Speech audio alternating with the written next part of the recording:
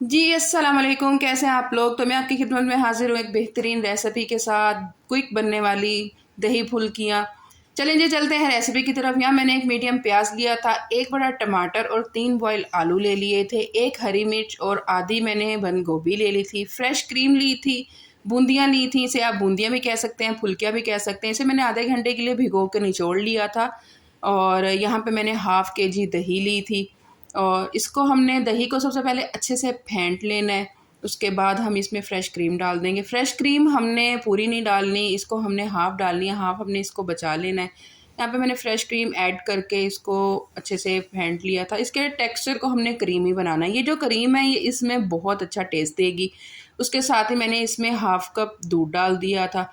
इसका जो बैटर है उसको ना तो हमने ज़्यादा थिक रखना है ना लिक्विड ही रखना है, इसको हमने बैलेंस में रखना है। इसलिए मैंने दूध भी ऐड किया था ताकि मेरा जो ये बैटर था एक अच्छी फॉर्म में आ जाए, अच्छे से टेक्सचर में आ जाए। यहाँ पे जी मैंने 1 टीस्पून भुना कुटा ज़ीरा डाल दिया था, 1 टीस्पून मैंने पिंक सॉल्ट डाला था नमक, 1 टीस्पून मैंने इसमें काली मिर्च डाली थी, 1 टीस्पून मैंने इसमें डाला था चाट मसाला और 1 टीस्पून ही मैंने इसमें चटनी डाल दी थी हरी मिर्च, धनिये और पुदीने की, और इसे अच्छे से मैंने मिक्स कर लिया था।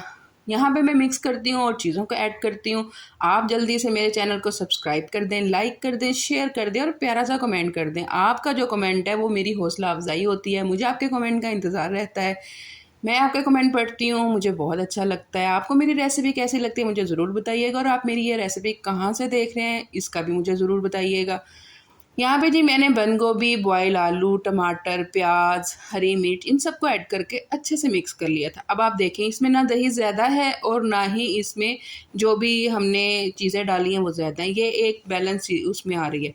ऊपर से हम प्याज डाल देंगे, टमाटर डाल देंगे, धनिया पुदीना डाल देंगे और थोड़ी सी क्रीम डाल देंगे इसकी खूबसूरती को बढ़ाने के लिए।